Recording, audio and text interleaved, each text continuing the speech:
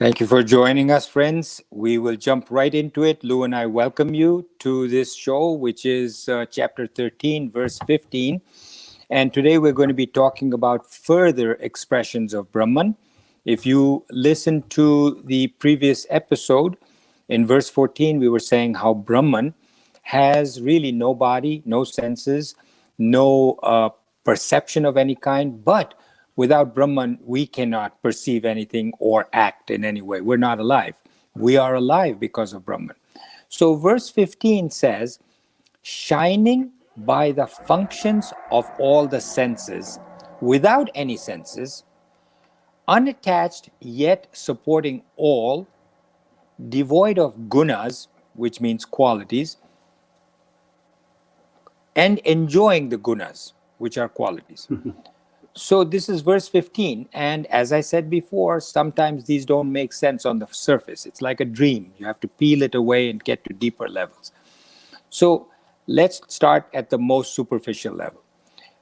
The supreme reality, Brahman, is essentially consciousness, right? Just pure consciousness. When it lands on something, it gives it life, it gives it consciousness, and it expresses through whatever it lands in. Just like electricity falling on a light bulb and giving light, or falling on a fan and causing the fan to go around, air conditioner, a car, an electric car. So Brahman expresses through all the functions of the senses. So eyes are enlivened by the Brahman. Without Brahman, the eyes cannot see. Yet Brahman has no eyes. But without Brahman, your eyes cannot see. Brahman enables the ears to hear, but has no ears. Brahman has no ears. Brahman enables your hands and feet to function, to move, but Brahman has no hands and feet. I think that's fairly clear, but it's important to reiterate and to speak it out aloud. Its presence is seen, Brahman's presence is seen, but Brahman has no senses. I know what I know. I see, I taste, I touch. Brahman, thank you, enlivens my senses.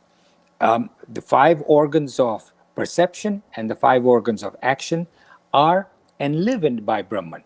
Brahman has no gunas. We're going to be talking further about gunas, but we mentioned these before, that gunas are sattva, rajas, and tamas.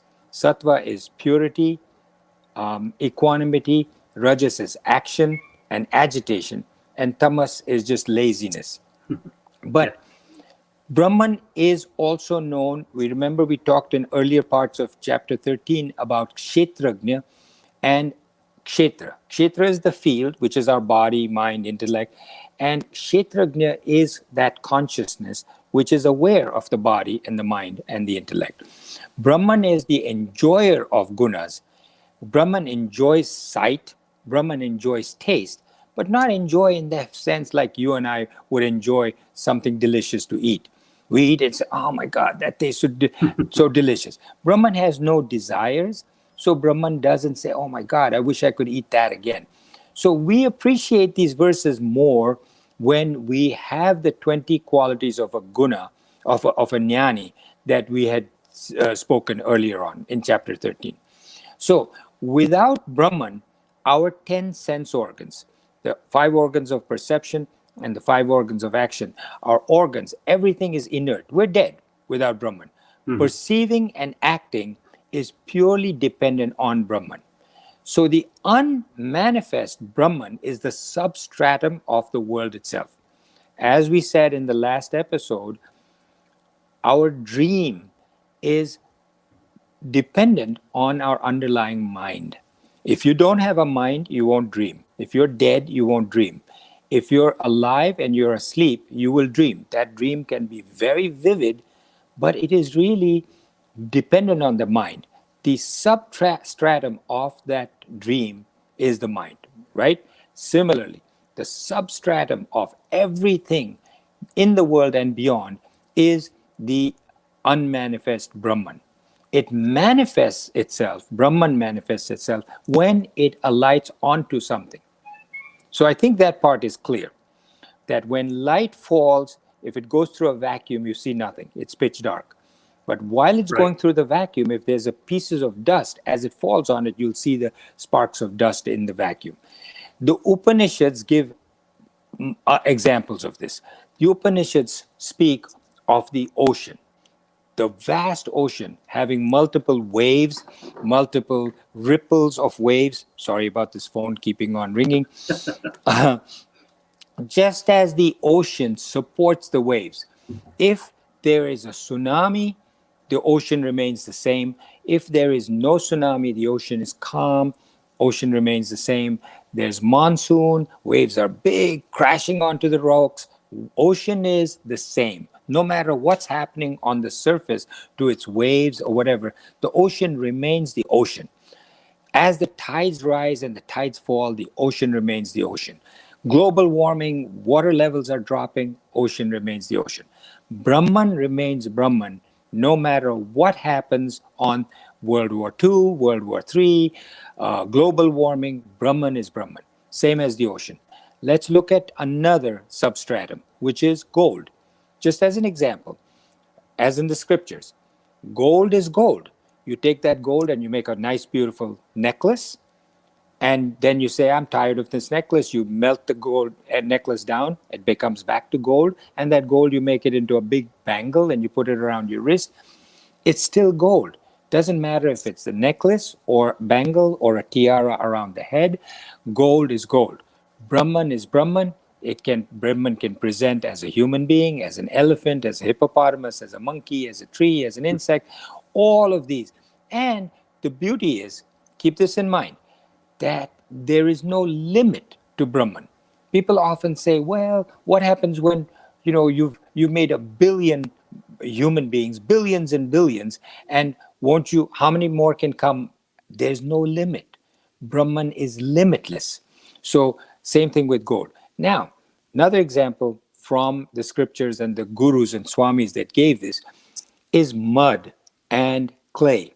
Mud and clay, when you form into a shape of a pot, you see mud and clay or you see a pot. You actually see the pot, right? Right. But that pot wouldn't be there if it were not for the clay. This is a clay pot. You see the pot, then you paint it in different colors and different designs on the pot. And you can say, this is a jug for water. This is a jug for flowers. This is a jug to put food in, whatever. Different kinds of things. But it's still clay. The underlying substratum of that pot is the clay and the mud with which it is made. Similarly, the underlying substratum of every human being, of this world, everything around us is Brahman.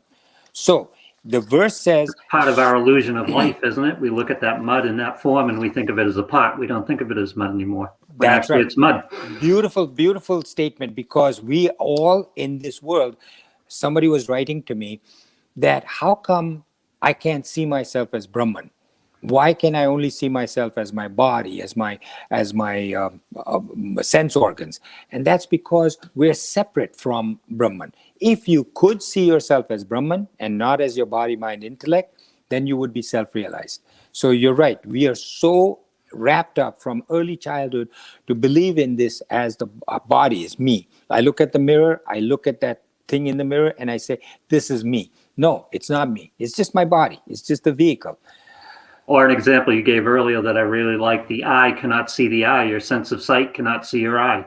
Yes. And yet it's the one providing the sense of sight. So you know it's there, you assume it's there, but you can't see it. Yes. And then to go one step further than that is to say the eye is actually not even the one that's seeing it. It's Brahman that is enabling the eye to see, but yet Brahman doesn't see. Mm-hmm. So each time you go deeper and deeper. Yeah. So without a pot, there's still clay, right? You could have clay, not have a pot, and you'll have clay, but you won't have a pot. Mm-hmm. But if you didn't have clay, you wouldn't have a pot. The clay is necessary in order to have a pot, but the pot is not necessary in order to have clay. So Brahman is necessary for us to have this world and us as body, mind, intellect.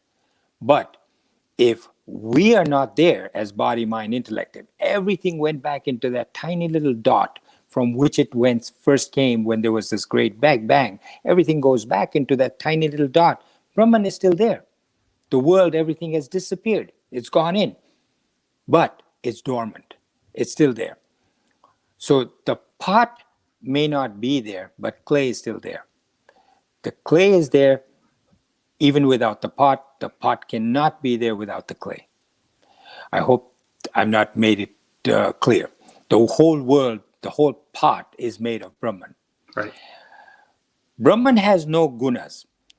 It appears as if it's enjoying the gunas. In other words, just to wrap that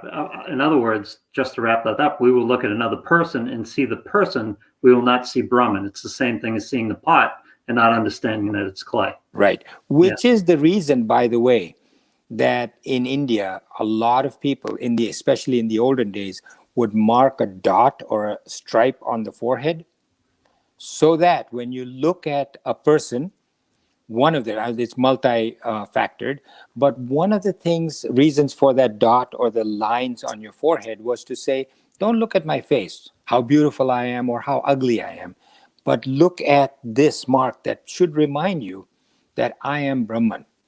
Focus on me as another part of Brahman and Atman, just like yourself. Right. Don't look at my face. Don't look at my body. Don't look at how deformed I am or how beautiful I am. Look at me as if I'm just another part of you, which is Brahman or Atman. So we are a combination. Now talking about gunas.